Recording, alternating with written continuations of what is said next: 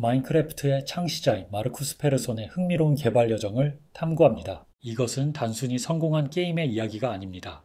프로그래머의 열정, 그가 마주한 코딩 도전들, 그리고 난관에 대한 그의 혁신적인 접근 방식이 게임 업계를 어떻게 변화시켰는지에 대한 이야기입니다. 마르쿠스 페르손, 일명 노치는 어린 나이에 프로그래밍 여정을 시작했습니다. 그는 7살 때 아버지의 코모도어 228 가정용 컴퓨터로 코딩을 접했고 곧바로 베이직 프로그래밍 언어를 익혔습니다. 8살이 되던 해, 그는 첫 번째 게임인 텍스트 기반 어드벤처 게임을 만들었습니다. 이 게임에서 플레이어는 특정 명령어를 입력하여 다양한 시나리오를 탐험합니다. 예를 들어 다음 방으로 이동하기 위해 문 열기 또는 닌자 죽이기와 같은 명령어를 입력해야 했습니다. 올바른 명령어를 입력하지 않으면 플레이어는 진행할 수 없었습니다. 이 초기 프로젝트는 페르손이 어린 나이에도 불구하고 인터랙티브한 게임 플레이를 창조할 수 있는 능력을 보여주었습니다. 페르손은 웹 디자이너로 커리어를 시작합니다. 이후 그는 여러 회사에서 프로그래머로 일했으며 게임 페더레이션에서 롤프 얀손과 함께 룸 온라인을 개발했습니다. 또한 마이다스 플레이어, 후에 킹으로 알려진 회사에서 근무하며 플래시를 사용해 브라우저 게임을 만들었습니다. 그는 킹닷컴에서 근무하는 동안 자바를 활용해 브라우저 게임을 개발했을 뿐만 아니라 동료들에게 자바를 가르치는 역할도 맡았습니다. 이 경험을 통해 그는 자바에 대한 전문성을 더욱 강화했으며 프로그래밍 커뮤니티 내에서 리더십과 멘토십 능력을 발휘한 것으로 평가받습니다. 2009년 페르손은 자신만의 프로젝트를 시작하기로 결심합니다. 이 인디게임은 플레이어가 가상 세계에서 탐험하고 건설하며 생존할 수 있도록 설계됩니다. 페르손의 초기 프로젝트 중 하나는 루비덩이라는 등각 투영 방식의 3D 기지 건설 게임이었습니다. 그는 1인칭 시점을 실험해 보았지만 그래픽적인 한계로 인해 처음에는 이를 포기했습니다. 그는 블록 기반의 오픈월드 채굴 게임인 인피니마이너에서 큰 영감을 받습니다. 인피니마이너를 접한 후 게임의 방향을 제고하게 되었습니다. 그 결과 그는 1인칭 시점과 블록형 비주얼 스타일을 채택하고 블록을 쌓고 파괴하는 기본 메커니즘을 도입하여 마인크래프트의 기초를 다졌습니다.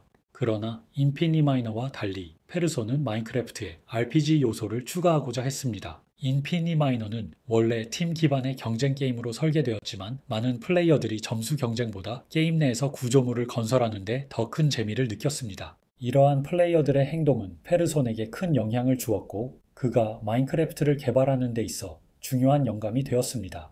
이러한 요소들을 통합하여 페르손은 마인크래프트를 독특하고 혁신적인 게임으로 발전시켰습니다. 마인크래프트의 초기 버전인 클래식 버전은 2009년에 공개되었습니다.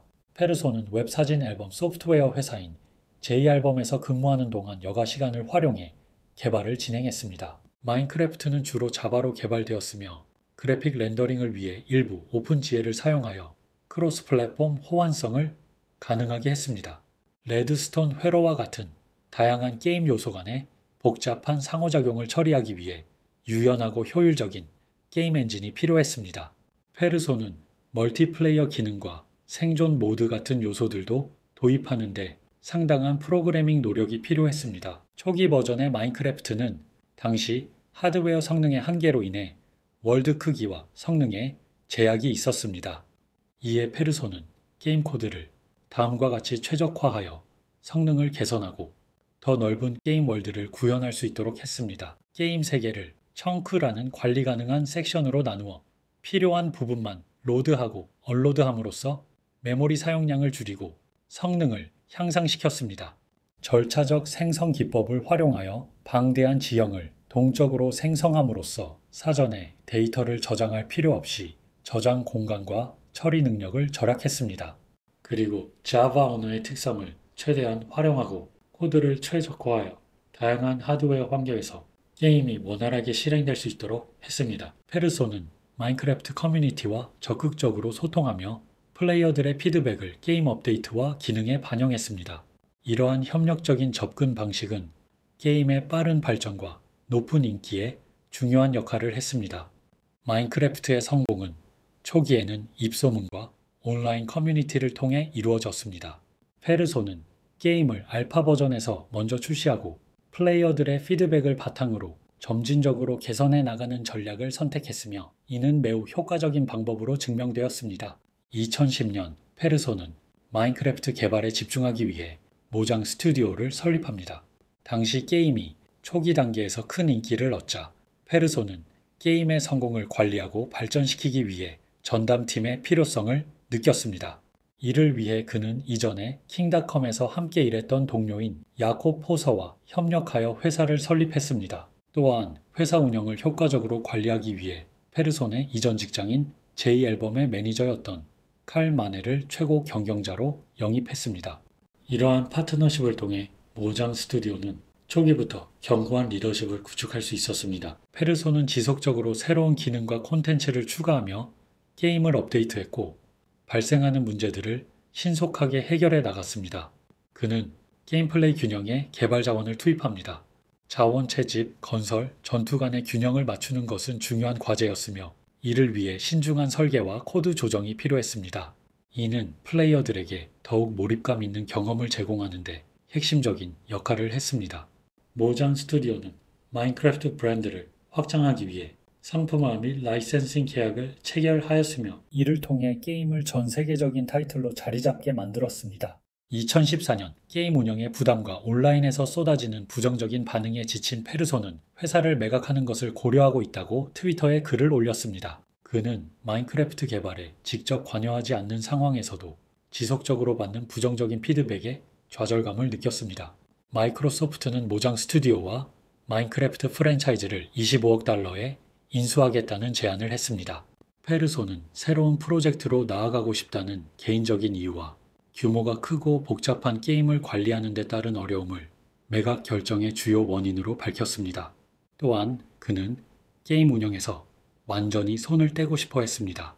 페르소는 부분적인 소유권을 유지하는 대신 회사 전부를 완전히 넘겨주기를 원했습니다. 마이크로소프트가 가장 현실적인 인수 계획을 가지고 있었기 때문에 그는 그들의 제안을 받아들였습니다. 페르손과 그의 팀은 매각이 직원들에게 다운사이징과 같은 부정적인 영향을 미치지 않도록 조치했으며 모든 직원이 계속 고용될 수 있도록 보장했습니다. 마인크래프트의 마이크로소프트 매각은 게임 산업 역사에서 중요한 한 페이지로 기록되었으며 인디게임도 메이저 성공을 거둘 수 있다는 가능성을 보여주었습니다. 마인크래프트의 오픈 월드와 샌드박스 특성은 게임 업계뿐만 아니라 미디어와 교육 분야에도 큰 문화적 영향을 미쳤습니다.